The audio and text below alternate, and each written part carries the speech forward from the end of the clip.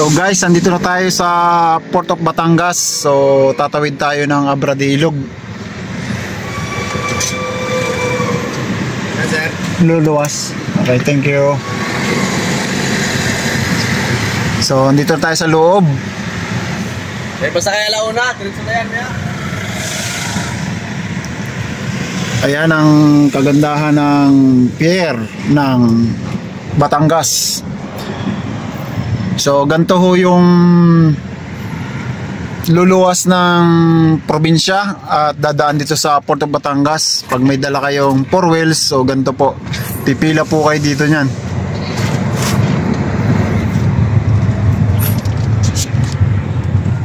So dito yung pilahan ng mga 4 wheels.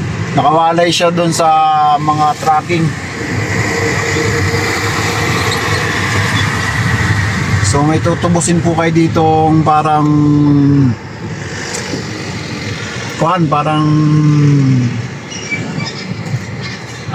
ano bang tawag dito? Parang terminal ticket din. So nagkakalaga din ata ito ng 100 plus. Ikakon nila yung plate number ng sasakyan mo. Tapos may abot sila dong papel na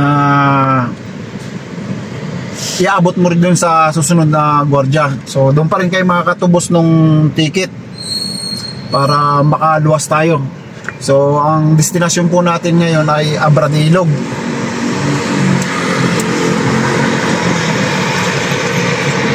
Ayan, ganyan guys, ininilista ni Chip yung mga plate number, tapos may bibigay sa inyong papel. So sa pagkakalam ko, hindi na kailangan dito ng ORCR at saka lisensya. So handa na natin yung pambayad. So wala tayong barya. Kuya, luluwas? Ilang kayo? Dalawa lang. Okay. So ito yung inaabot ng gwardiya guys. Tapos iabot din natin doon sa susunod na dadaan nating gwardiya.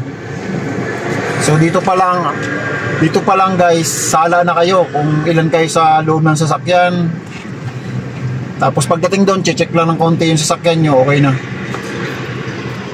Pagkatapos ng second na check, so kung oras ay tama, mayroong biyahe na launa, alas 2 sa madaling araw, sumakasakay kagad kayo. Depende sa barko na sasakyan nyo, kung Montenegro ba o Roro Master, ganun yung bumabiyahe sa Abradilog. So medyo may pila dito guys, lalo na ngayong parating yung Holy Week. Nako, asahan nyo na, napakahaba ng pila dito hanggang doon sa unang gate na pinasukan natin kanina. Lalo na pag maraming tracking tsaka yung mga bus na yan. So stop ko na muna ulit guys, at maya papakita ko sa inyo yung second gate. So ito na lang naman kasi babayaran na to dito, halagang 100 plus lang to. And then so ito na guys, hindi ko nakakatin pala yung video. So yung mga counting pan mamaya, papas forward ko na lang para maging aware kayo sa mga luluwas papuntang probinsya, lalo dun sa mga beginners na pupunta ng probinsya na sasakay sa Roro at magdadaan kayo dito sa Port of Batangas.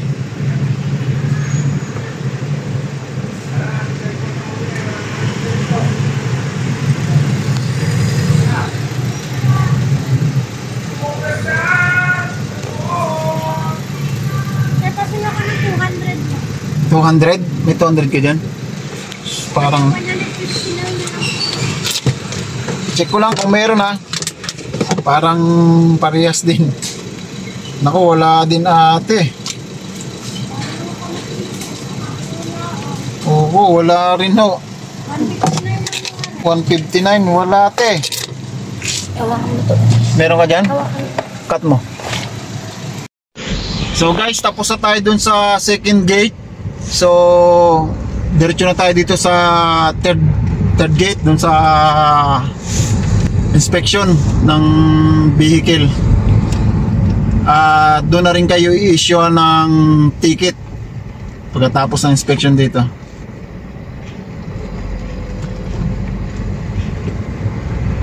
So ito yun guys, oh.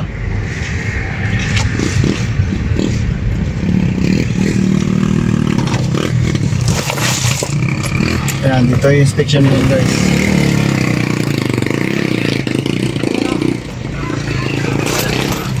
Kaya yung mga nag-inspection dito guys.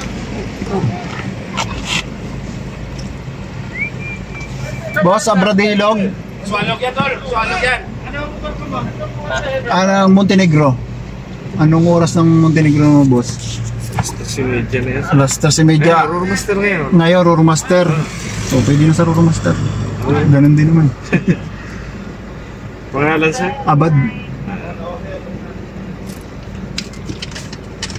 Abad gamit na ngayon. Oo. Okay na? Thank you. Number 2 sir. Number 2. Yan, petso na. So, ang masasakyan natin guys ngayon Roormaster. Medyo may kabagalan. Kung mahilig kayo sa ayun, may enjoy nyo yung biyahe pag sa Roormaster. Roormaster. Baka naman. Roormaster, baka naman. So ito na yung port ng Batangas guys.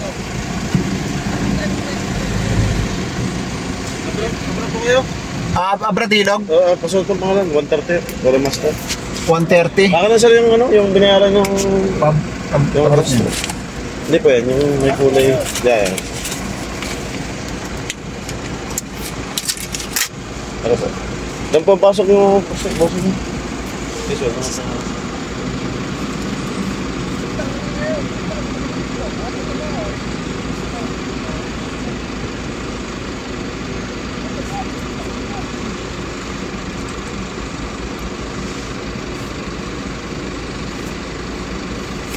Okay. Sir, din, kanin po kayo. Kanan. Kanin, pasok kayo.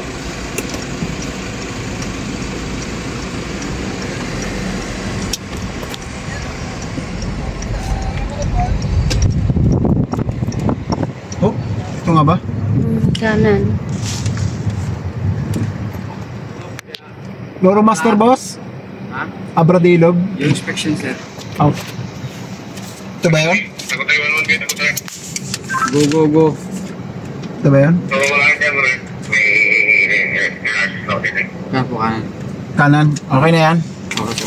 Okay, thank you.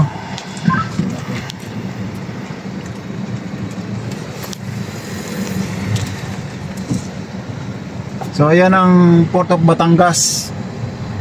Hanggang doon pa po yan, tsaka hanggang dito. May biyaheng mga Kalapan, biyaheng Puerto Galera. So kanan daw tayo dito. Ayun yung Roormaster, kulay dilaw.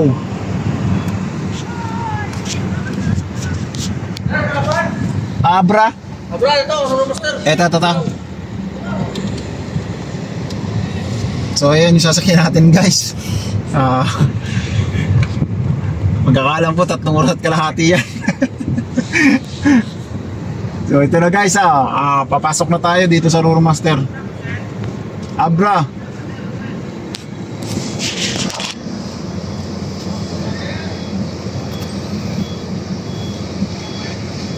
So ayan, napakalaki nitong Roormaster na to, pang cargos talaga to.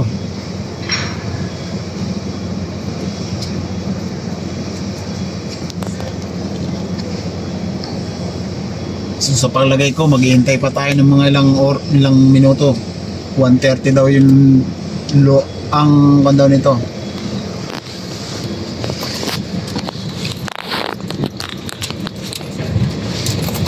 Kanan kaliwa. Sa gilid na. May,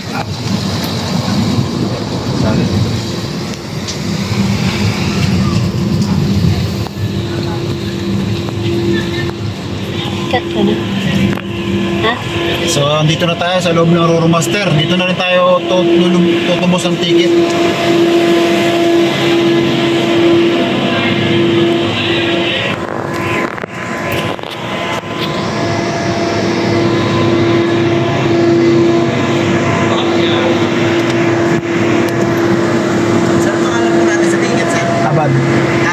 Abad. Abad. Abad. Abad. Abad. Abad. Di po sa...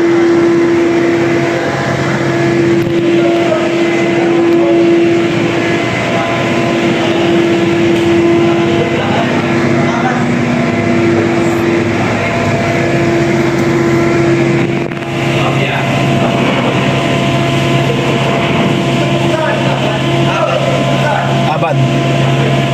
Cut na. Oo. So ayan guys ang yun ang Port of Batangas. So ayan, napakalaking barko. So ayan o. Yan o yung paligid. So ito naman yung sinakyan nating Roro Master. So ayan.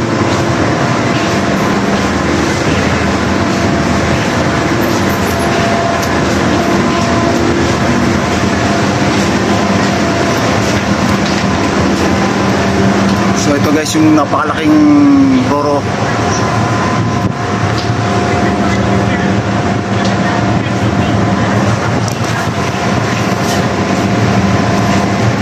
So ayan ang dagat. Mas maganda sana ang view doon sa taas, kaso sarado.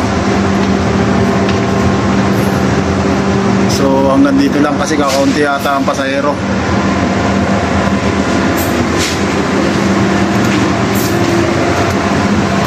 Dapat kinuha pa yung mga unang pala mamaya para makaiga.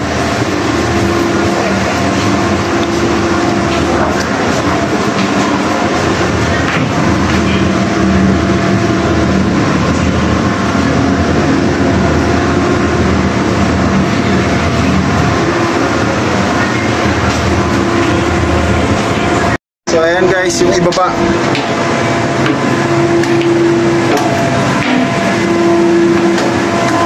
So kunin ko yung pagkain ko, nagugutom ako.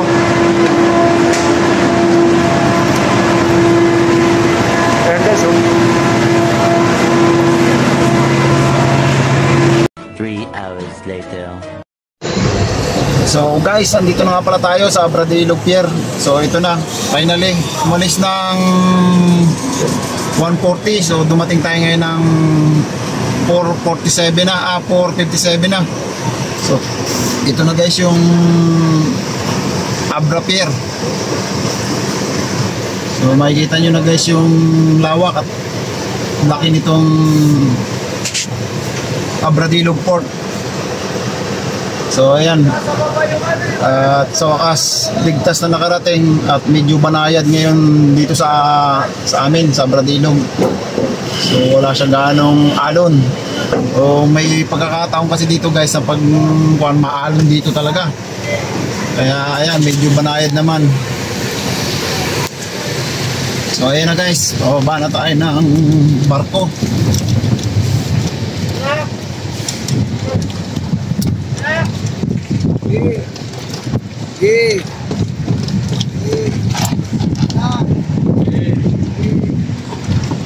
Okay, dito na tayo guys. Oh. Ito na yung Abradillo Pier namin. At ito yun, yung pinaka-terminal nya. So madadaanan din natin yan. Sa wakas, naka-uwi na rin.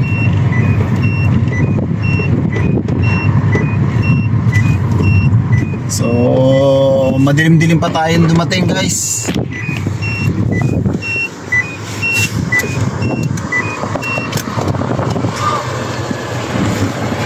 Ito yung terminal ng Abradillo. So hanggang dito lang guys. At maraming salamat. At sana suportahan nyo ang YouTube channel, The VIP Vlog, at FB page, VIP Vlog. Thank you.